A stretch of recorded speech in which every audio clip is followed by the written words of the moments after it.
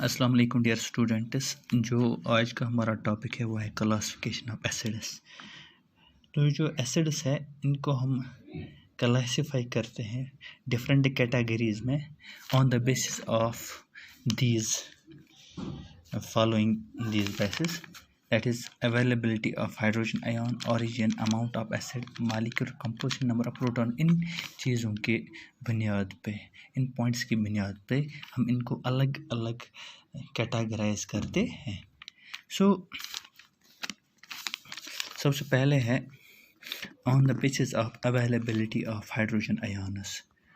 Hydrogen ions availability के basis पे हम एसिड्स को क्लासिफाई करते हैं into two types. One is weak acid and the other one is strong acid. So we can say that on the basis of availability of hydrogen ion, acids may be classified into weak acid and strong acid।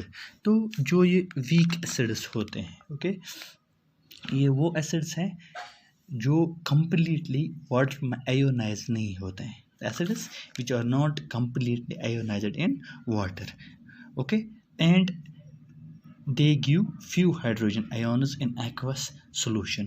तो aqueous solution में कुछ ही ये hydrogen ions बनाते हैं, या उनको हम क्या कहते हैं, उनको हम वीक एसिड्स कहते हैं।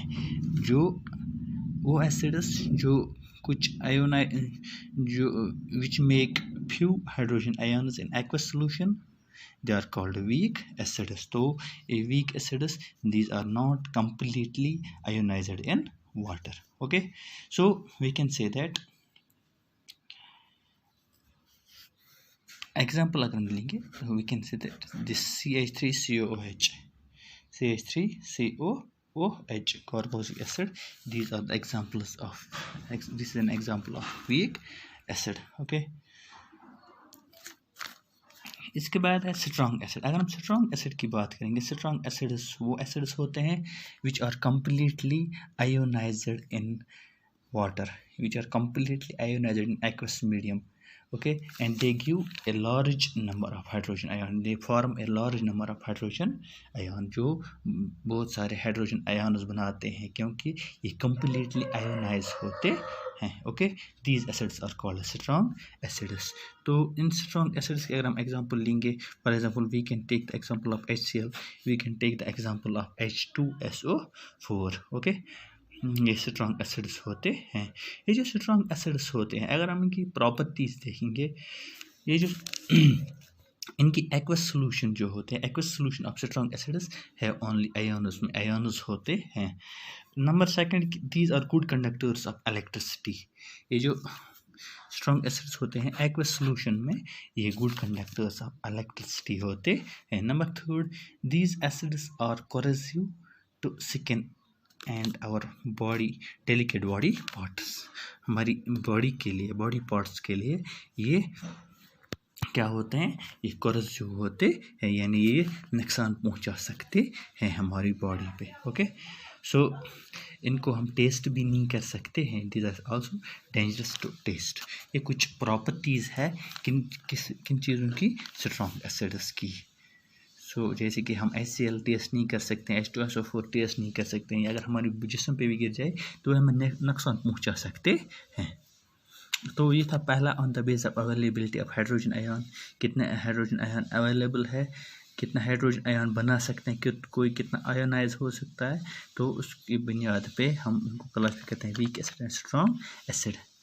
तो अगर हम सेकंड लेंगे, second one is on the base of origin, यानी सोर्स के हिसाब से अगर हम देखेंगे कि कहाँ से बनते हैं, कहाँ से आते हैं ये एसिड्स, तो इसके हिसाब से भी टू टाइप्स हैं। One is organic acid and mineral acid, okay. Organic यहाँ पे लिखा मैंने, organic acid and mineral acid. तो ऑर्गेनिक एसिड्स वो एसिड्स होते हैं which are derived from plants and animals. जो हम कहाँ से डिराइव करते हैं, कहाँ से हम इसको ऑब्टेन करते हैं, प्लांट्स से या एनिमल्स से। इनको हम ऑर्गेनिक एसिड्स कहते हैं, क्योंकि ऑर्गेनिक एसिड्स जो होते हैं इनमें कार्बन होता है, they contain carbon atom, okay. तो इनमें कार्बन होता है। एग्जाम्पल अगर हम देखेंगे इन एसिड्स की, फॉर एग्जांपल हम लिखेंगे टोमेटोज़ में ऑक्सैलिक एसिड होता है, ओके। इसी तरह एप्पल्स में मैलिक एसिड होता है, ऑन्ट सिटिंग जो है फॉर्मिक एसिड होता है। वो हम एग्जांपल लिखेंगे किस में, ऑर्गेनिक एसिड में। इसके बाद जो है वो है मिनरल एसिड। मिनरल एसिड जो है these are derivatives of minerals and these are obtained from various minerals। इनको हम कहाँ से ऑब्टेन करते हैं, मिनरल्स, या इनको हम लेबोरेटरी में बनाते हैं, they can be synthesised from minerals in the laboratory, okay. For example sulphuric acid जो है, या इसी तरह HNO3 है, या कार्बोनिक एसिड है H2CO3, ये कुछ एसिड्स हैं जो मिनरल एसिड्स है जो हम लेबोरेटरी में प्रिपेयर करते हैं, ओके। तो ये था second type. Number third is on the basis of this amount और on the basis of concentration. अगर हम कंसंट्रेशन के हिसाब से देखेंगे कि अमाउंट ऑफ एसिड कितना है, एक सॉल्यूशन में अमाउंट ऑफ एसिड कितना है, उसके हिसाब से भी एसिड दो किस्म के होते हैं। एक होता है डाइल्यूट एसिड, दूसरा होता है कंसंट्रेटेड एसिड। अगर हम डाइल्यूट एसिड की अगर हम बात करेंगे, डाइल्यूट एसिड वो एसिड्स होते हैं which have low percentage of acid and high percentage of water. इन्हें वो एसिड सॉल्यूशन जिसमें एसिड की परसेंटेज कम हो लेकिन वाटर की परसेंटेज क्या हो, ज़्यादा हो, तो उसको हम, उन एसिड्स को हम डाइल्यूट एसिड कहते हैं। ये जो डाइल्यूट एसिड जो होते हैं उनकी एक प्रॉपर्टी है कि वो लेस कोरोसिव होते हैं, यानी वो हमें ज़्यादा नुकसान नहीं पहुंचा सकते हैं, या in other words we can say that they are less dangerous, okay. जैसे कि हमारी लेबॉर्ट्रीज़ में भी होता है, हम हमारी लेबॉर्ट्रीज में फॉर एग्जांपल वहाँ पे लिखा हुआ होता है dilute sulphuric acid, okay, dilute HCl, okay, लिखा हुआ होता है। तो क्या है डाइल्यूट, इट मीन्स कि उसमें एसिड जो कंसंट्रेशन जो है, ओके, एसिड कंसंट्रेशन जो है वो कम है और जो वाटर कंसंट्रेशन है वो ज़्यादा होती है। इसके बाद कंसंट्रेटेड एसिड्स। कंसंट्रेटेड एसिड्स वो एसिड्स होते हैं जिनमें एसिड की परसेंटेज ज़्यादा होती है और वाटर परसेंटेज कम होती है। वो सॉल्यूशंस जो होते हैं उनको हम कंसंट्रेटेड एसिड्स कहलाते हैं, ओके। इनकी प्रॉपर्टी ये जो है कि ये ज़्यादा कोरोसिव होते हैं, ओके, ये ज़्यादा कोरोसिव होते हैं, या इन अदर वर्ड्स वो ज़्यादा डेंजरस भी होते हैं। तो हमारी लेबॉर्ट्री में लिखा हुआ होता है, या हमारी लेबॉर्ट्री में प्रेजेंट होता है, वहाँ पे लिखा हुआ होता है कंसंट्रेटेड एसिड। इवन कि वहाँ पे डेंजरस मार्क भी उस बोतल पे बनाया हुआ होता है कि ये डेंजरस है, ये कोरोसिव है, या ओके, तो उस पर बनाया हुआ होता है। फिर नेक्स्ट जो है on the basis of molecular composition. अगर हम मॉलिक्यूलर कंपोजिशन के हिसाब से देखेंगे तो हम वहाँ पे भी कहते हैं कि वहाँ पे टू टाइप्स ऑफ एसिड्स होते हैं, binary acids and oxo acids, okay. तो दो किस्म के एसिड्स होते हैं, बाइनरी एसिड्स और oxo acids.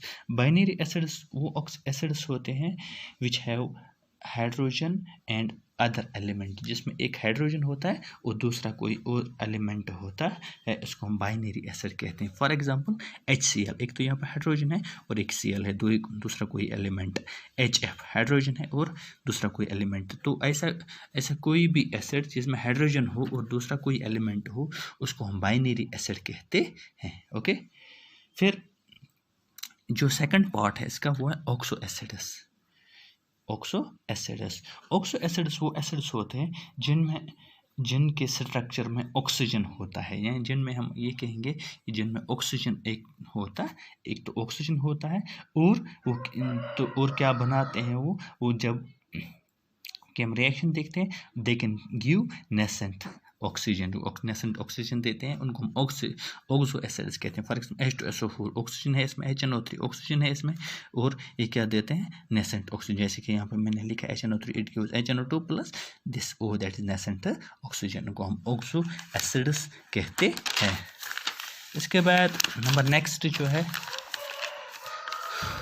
On the basis of number of hydrogen ions furnished, okay.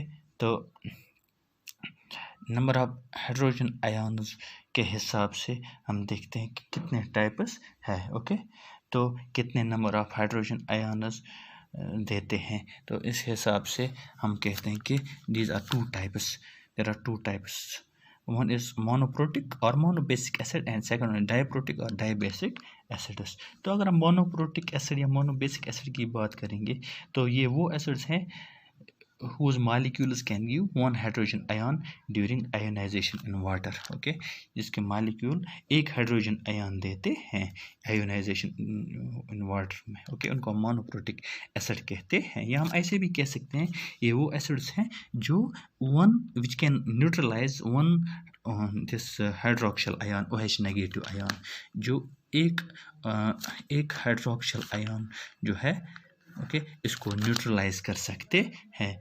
तो इसको हम क्या कहते हैं, मोनोप्रोटिक एसिड्स। या हम तो सिंपली हम ये याद रखेंगे कि ये वो एसिड्स होते हैं या तो एक हाइड्रोजन आयन देंगे या एक हाइड्रोजन आयन ये न्यूट्रलाइज कर सकते हैं गिवन बाय बेस। जो बेस एक हाइड्रोक्सिल आयन देती है इसको न्यूट्रलाइज कर सकते हैं एक, तो इसको हम मोनोप्रोटिक एसिड कहते हैं।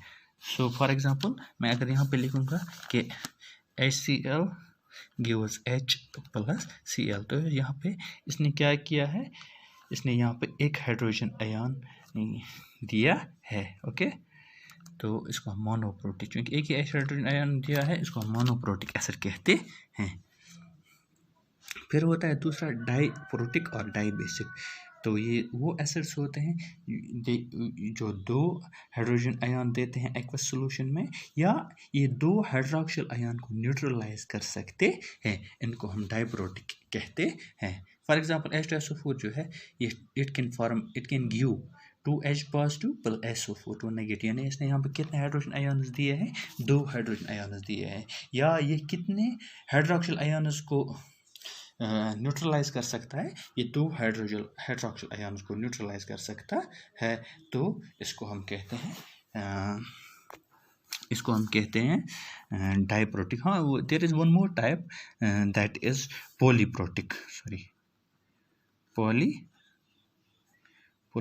एसिड्स और polybasic polyprotic acids oblique polybasic acids. Okay, तो ये वो एसिड्स होते हैं जो 2 से ज़्यादा हाइड्रोजन आयन्स बनाते हैं देते हैं, या 2 से ज़्यादा हाइड्रोक्सिल आयन्स को ये न्यूट्रलाइज कर सकते हैं। For example H3PO4 phosphoric acid जो है, ओके फॉस्फोरिक एसिड जो है H3PO4, तो ये इसकी एग्जांपल है। ये क्या कर सकता है, यहाँ पे कितने हाइड्रोजन आयन दे सकता है, बना सकता है 3 हाइड्रोजन आयन। ओके, तो इसको हम कहेंगे ये पॉलीप्रोटिक एसिड है। ओके, या ये 2 से ज़्यादा OH नेगेटिव आयन्स को न्यूट्रलाइज कर सकता है। Thank you.